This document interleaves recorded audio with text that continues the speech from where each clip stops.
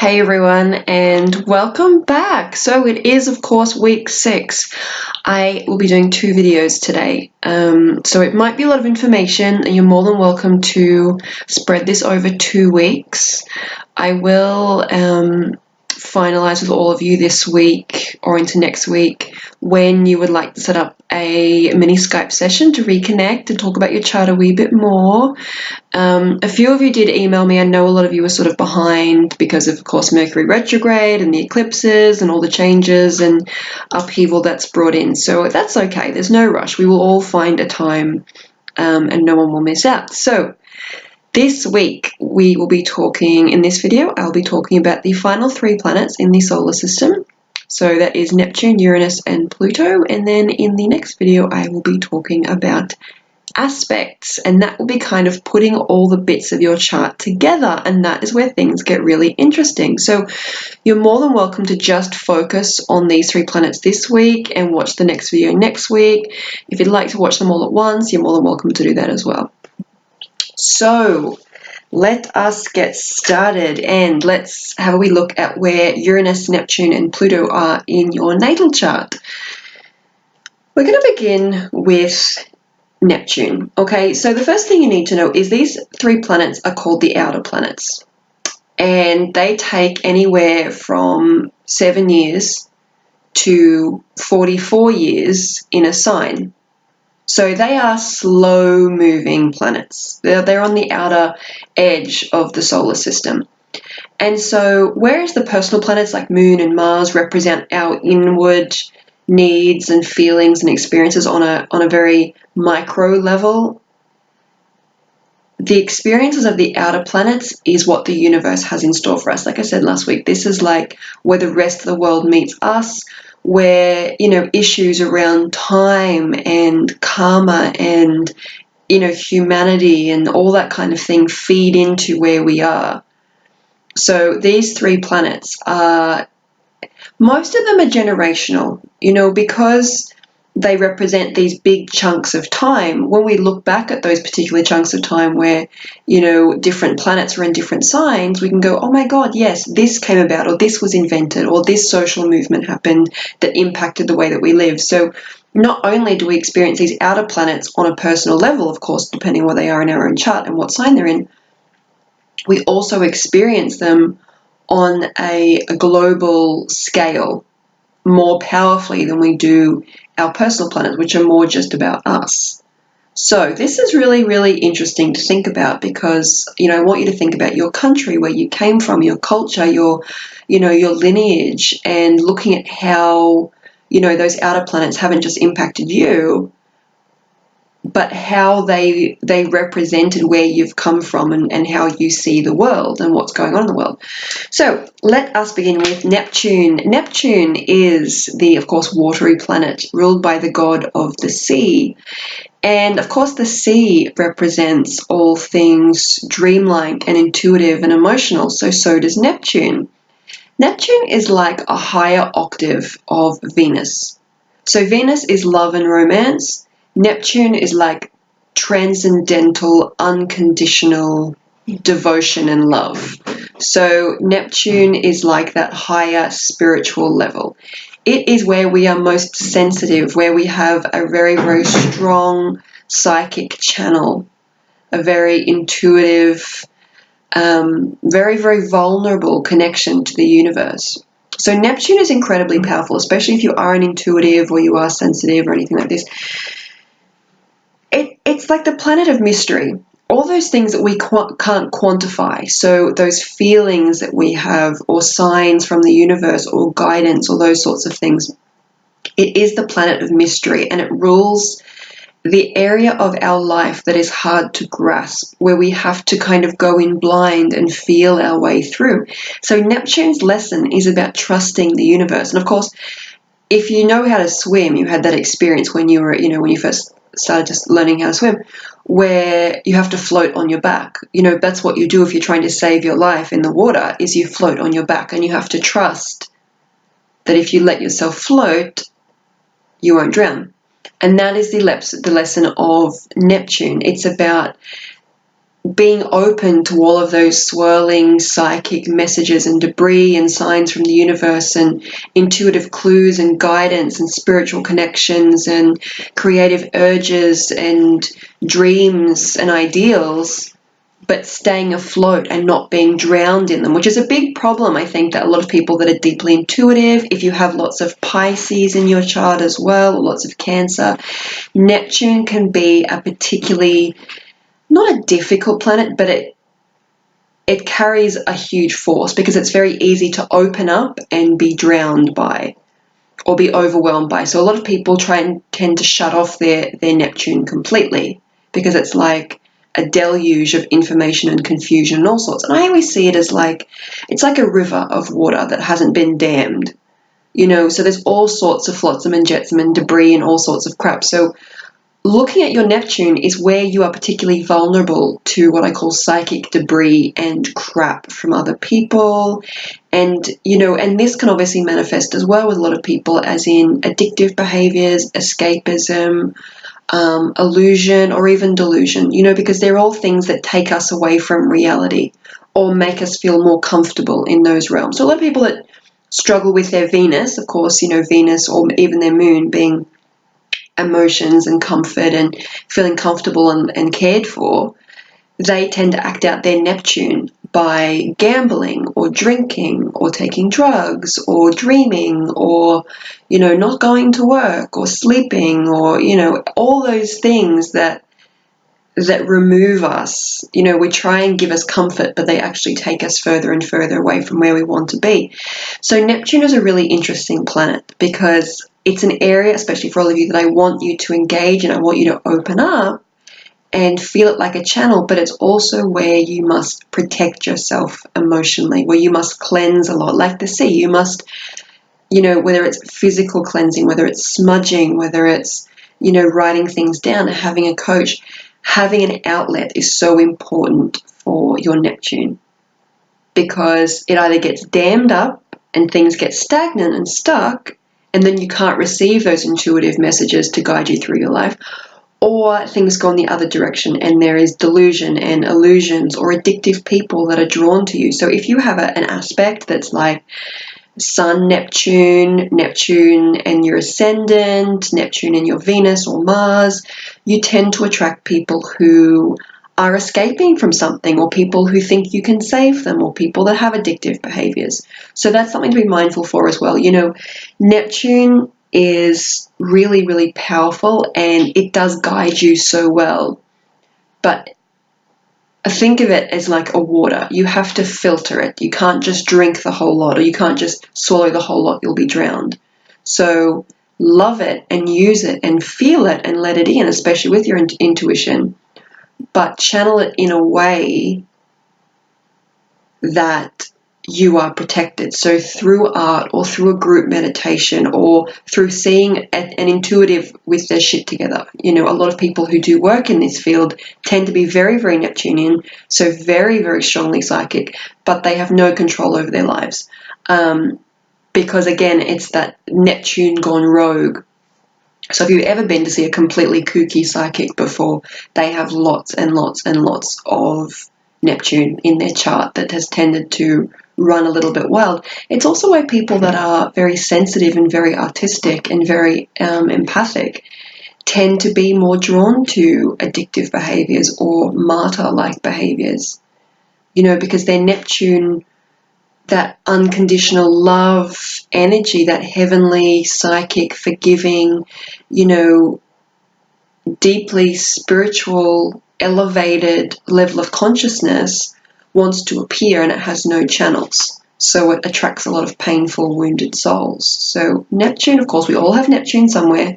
Neptune is where, is where you need to develop to have a strong sense of intuition and guidance. But also where you need the most protection and where you need to look out for yourself and have a way to structure what comes into you. So a lot of people have Neptune in the third house, which makes them very, very good at communication, very good at understanding what people think. They're amazing at sales, they're beautiful poets or writers, that sort of thing. But they tend to be particularly, caught up by gossip, or they have neighbors, they end up moving into bad neighborhoods, or their siblings have, drug problems, or there's lots of those immediate dramas that go on that take all of their psychic energy away. So Neptune is where we need to find that balance between opening to the heavens and accessing that information, those divine downloads that are available for all of us, but having a protected, safe channel in which to do that.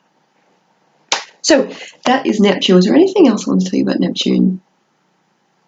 Not really, other than, it also represents dreams, it represents inspiration, so artistic inspiration if you're feeling stuck creatively, artistically, if you would like to manifest something, Neptune is a lovely way to do it. So wherever your Neptune is, find an activity that's in that area of your chart and conduct your Neptune through there. So really, really interesting, that one. I have Neptune in Capricorn, so my lesson was to build, which of course is a Capricorn lesson, on this Neptune, and not just let knowledge or intuition or messages from my ancestors and my guides and my teachers and whatever else just fade into the distance. The Capricorn, earthy, grounded part made sure that I had to turn it into something practical that could help people on a day-to-day level, which is what I try and do. So yeah, Neptune is kind of your major tool if you are intuitive, or you are a healer, or something like, or you want more of a sense of connection to the universe, divine relationships, and you want to bring everything up an octave. So whereas Venus, I said last week or the week before, Venus is our comfort. Neptune is our escape. So it's one level above that. So we can escape into the future. We can also escape into the past. We can escape into lower energies. We can escape from what we need to deal with. So have a wee look at your Neptune. Have a think about that. Next, I want to talk about Uranus, or Uranus, however you prefer to pronounce it. Uranus is such a fascinating planet because it's actually tipped on its side. It doesn't kind of orbit like this. It sort of orbits like that, which I love, because Uranus is about the eccentric. It's about change. It's about future. So it takes about 7 to 14 years in a sign. Uranus has actually currently entered Taurus this year, and Taurus is, of course, a sign of nature and loyalty and stability and sustainability and the goddess. So over the next 7 years, you will see a major focus. It's already began socially about slow fashion, slow food, sustainability, consciousness of our footprint, our global footprint, all those sorts of things. So whereas Uranus in Aries, which was the last 7-8 years, brought about so many more extremists, because of course Aries is that rash, childlike, aggressive, warlike behavior. With Uranus being this unpredictable planet of change, we did experience a lot of extremists, a lot of very angry kids. There's this increase in school shootings and violence and all this sort of thing. So you can see how that energy can be channeled into incredible social change, as there has been with all these uprisings around, Me Too and Black Lives Matter and important things like that, but also how that can lead to people that are feeling that push for change and that sense of powerlessness, and that erupting in violence. So back on track, let's talk about Uranus. Uranus is the change maker. Uranus is the area of our chart where we are ahead of the crowd. So this is also, whereas Neptune is like psychic intuition, feeling the future, Uranus is where you're ahead of everyone else. So it's like you can kind of almost coldly be a little bit detached and see the future outcomes of things. So Uranus is really significant. It also, because it represents change and upheaval and replacing the old and shaking away everything that has always been, and about reinvention and technology and all these sorts of things that are about things being faster and better and more effective, it can be the area of our chart where we have had a lot of upheaval because we had to learn a new way to operate. So, if you've had Moon Uranus, you might have had A mum who maybe wasn't very predictable, or a lot of movement around the home. If you've got Uranus in the 4th house as well, you may have grown up with a lot of change around the home, around not having a base, around the family structure, that type of thing. Uranus and Venus, or Uranus and Mars, tends to lead to sort of relationships where you fall in love on the spot. You have a partner that gets up and leaves one day, relationships where someone's got a job in another country, and, wherever we have Uranus, of course we all have Uranus, wherever we have that is where there is instability. And it's instability because this is an area of our lives, like I said, that we are ahead, that we are creating a new future.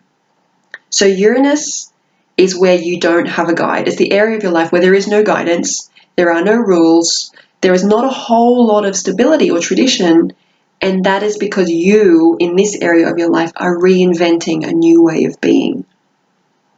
So interesting, right? So it's about recreating a new way of existing. It's about, what makes things easier on you. It's about letting go of obligations. This is the area of your life where you're allowed to have no obligations, where you're allowed to be unpredictable, where not obviously extremist, but you're allowed to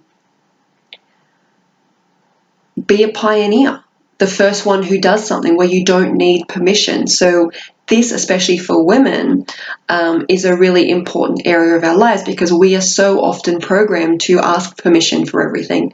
Uranus is where we're being told, the area of our life, don't seek permission, seek freedom, seek space, seek change. All change is good because nature constantly changes.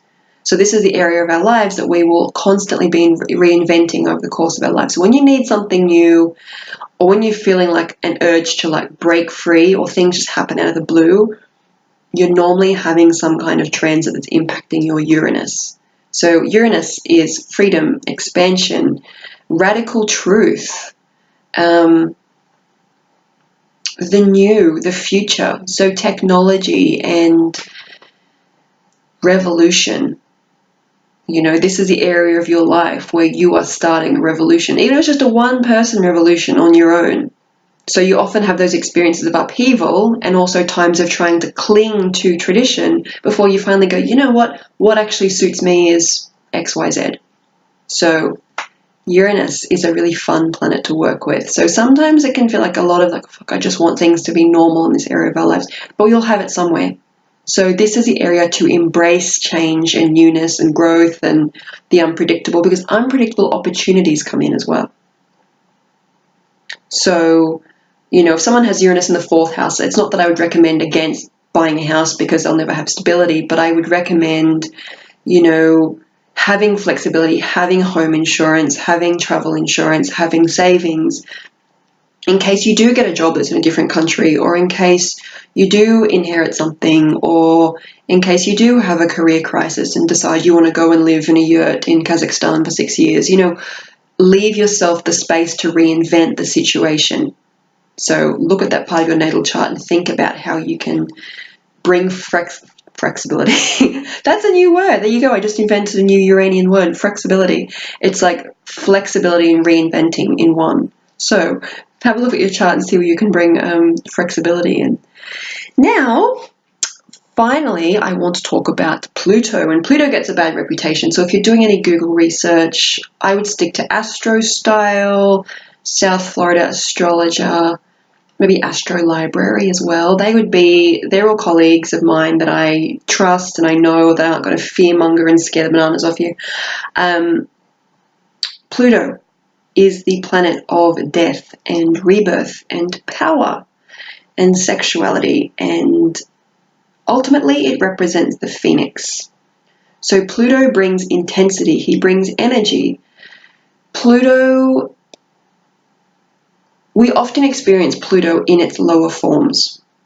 So, and like I said, we all have Pluto. So Pluto can be where there has been breakdown, where there has been misuse of power that we've witnessed, where there has been intensity, there has been hatred, there has been abuse, that sort of thing.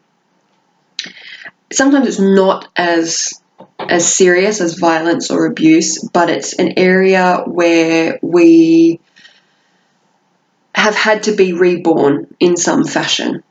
because that's what Pluto was about. You know, Pluto went into the underworld. He came up and he found a wife and he went into the underworld, and that's where he spent most of his time. He was the guardian of the underworld, hell or Hades, but, you know, it wasn't very bad down there. It was actually lovely, but everyone was afraid of it.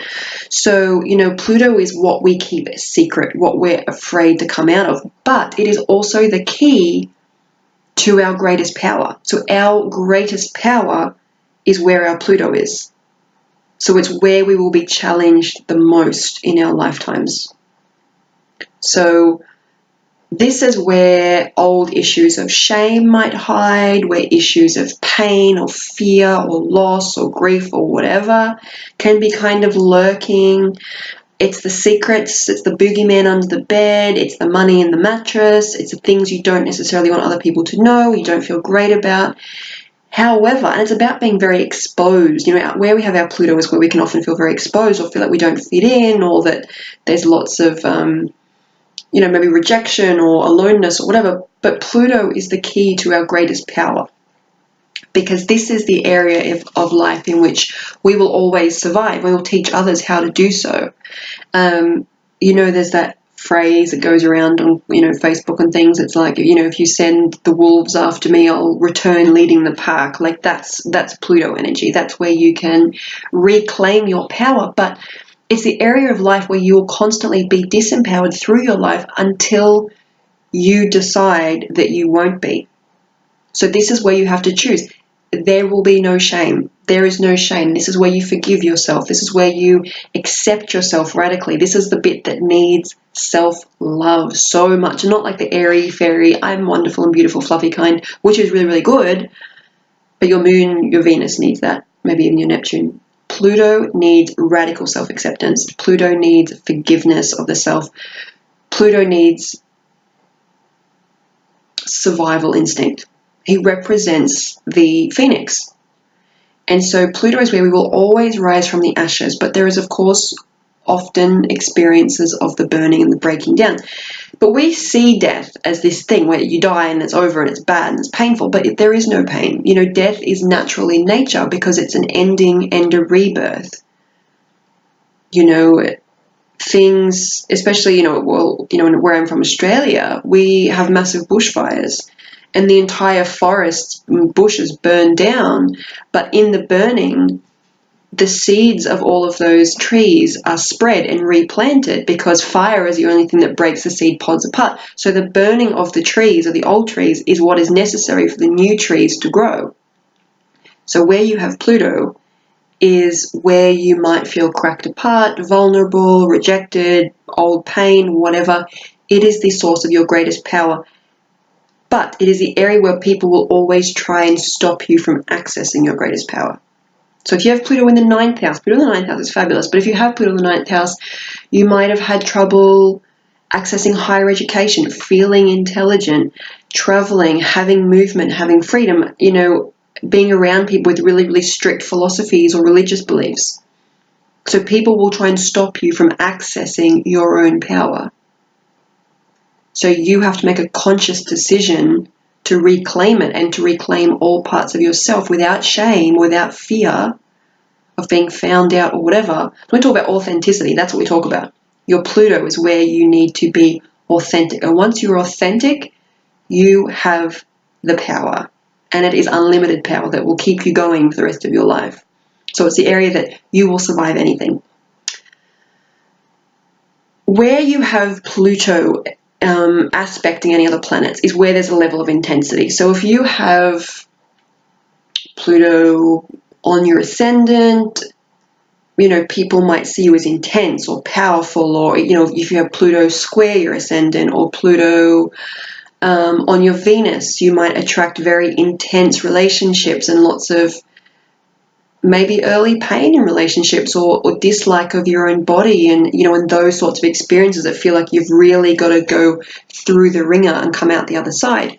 So I will talk in the next video about aspects, but Pluto adds this edge of intensity and transformation to anything. So anything that your Pluto impacts needs transformation to exist. So again, think about the phoenix. The phoenix would just be another bird if it wasn't for the burning. So this is the area of your life to reclaim your power. No matter what went on in your past, no matter what parts of yourself you don't like, you don't have to defend, you only have one life. You know, there's that phrase by Maya Angelou, when I knew better, I did better.